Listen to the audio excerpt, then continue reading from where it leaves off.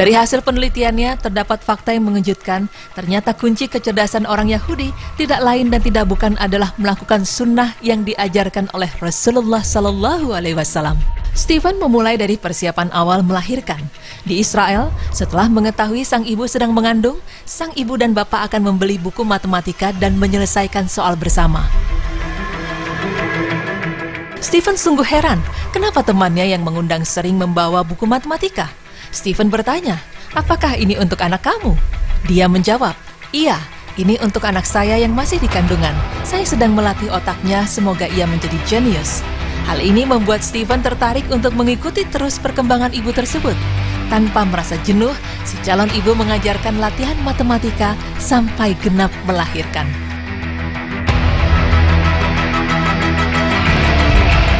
Hal lain yang Stephen perhatikan adalah cara makan. Sejak awal mengandung, ibu tersebut suka sekali memakan kacang badam dan korma bersama susu. Tengah hari, makanan utamanya roti dan ikan tanpa kepala, bersama salad yang dicampur dengan badam dan berbagai jenis kacang-kacangan. Cara makan seperti ini, jika kita perhatikan, sama dengan anjuran makan Rasulullah SAW.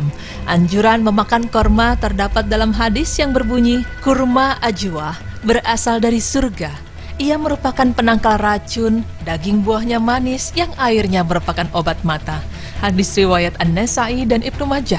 Di malam hari, menu utama makan malam Rasulullah adalah sayur-sayuran. Secara umum, sayuran memiliki kandungan zat dan fungsi yang sama, yaitu menguatkan daya tahan tubuh dan melindungi dari serangan penyakit. Rasulullah SAW bersabda ketika mengunjungi Ali yang sedang sakit, "Wahai Ali, makanlah, karena ini slih atau sayur rebus lebih baik bagimu." Hadis riwayat Tirmizi dan Abu Daud. Tak hanya itu, orang Yahudi pun sangat suka mengkonsumsi ikan tanpa kepala. Menurut wanita Yahudi yang sedang hamil tersebut, daging ikan sungguh baik untuk perkembangan otak. Sedangkan kepala ikan mengandung kimia yang tidak baik, yang dapat merusak perkembangan dan pertumbuhan otak anak di dalam kandungan. Ini adalah adat orang-orang Yahudi ketika mengandung, dan menjadi kewajiban untuk ibu yang sedang hamil untuk mengkonsumsi pil minyak ikan. Dalam memilih makanan, orang Yahudi sangat gemar makan ikan yang hanya filet, bagian daging saja.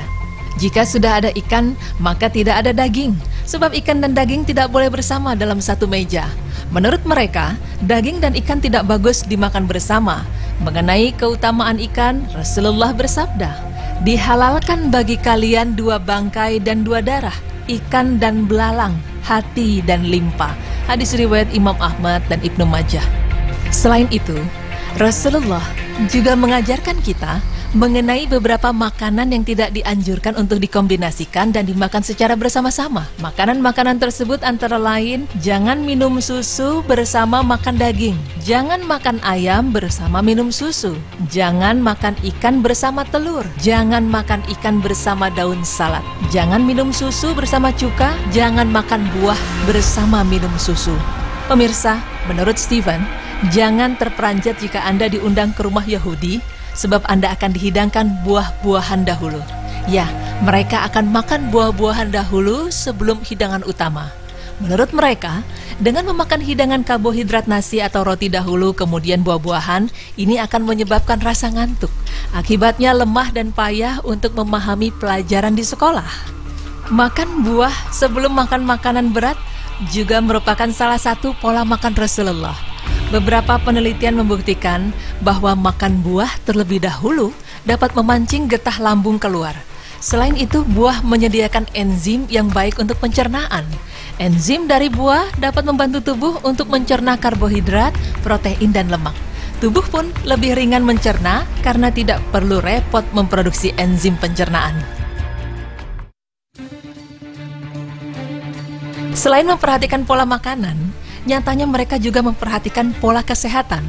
Di Israel, merokok adalah tabu.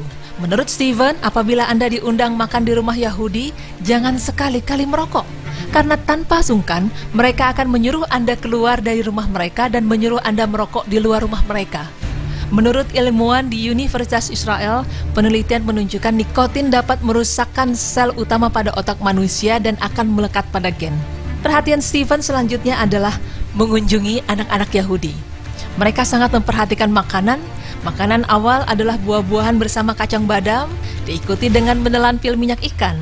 Dalam pengamatan Stephen, anak-anak Yahudi sungguh cerdas, rata-rata mereka memahami 3 bahasa, Hebrew, Arab, dan Inggris.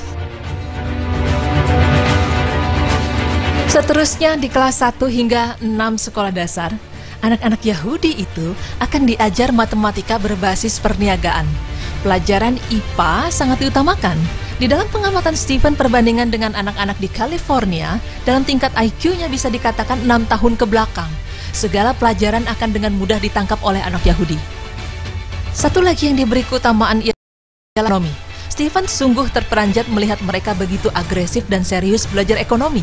Di akhir tahun di universitas, mahasiswa diharuskan mengerjakan proyek dan mereka harus mempraktikannya.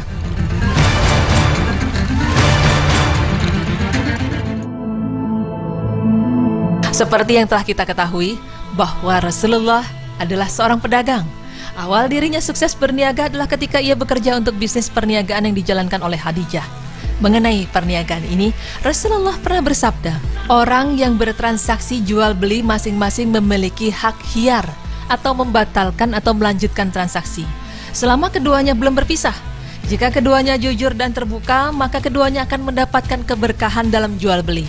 Tapi jika keduanya berdusta dan tidak terbuka, maka keberkahan jual beli antara keduanya akan hilang. Muttafaqun alaih. Selanjutnya, perhatian Stephen di sekolah tinggi menengah. Di sini, murid-murid digojlok dengan pelajaran sains. Mereka didorong untuk menciptakan produk. Meski proyek mereka kadangkala kelihatannya lucu dan memboroskan, namun tetap diteliti dengan serius. Apalagi kalau yang diteliti itu berupa senjata, medis, dan teknik. Ide itu pun akan dibawa ke jenjang lebih tinggi. Selain dari pelajaran tadi, olahraga juga menjadi kewajiban bagi mereka. Olahraga yang diutamakan adalah memanah, menembak, dan berlari. Menurut teman Yahudinya Stephen, memanah, menembak dapat melatih otak fokus. Di samping itu, menembak bagian dari persiapan untuk membela negara. Pemirsa, ini sungguh relevan dengan olahraga yang disukai Rasulullah SAW, karena Rasulullah juga menganjurkan umat Islam untuk memanah dan menembak. Rasulullah SAW bersabda, berlatihlah memanah dan berkuda, dan jika kalian memilih memanah, maka hal itu lebih baik daripada berkuda. Hadis riwayat Ahmad. Anda terperanjat.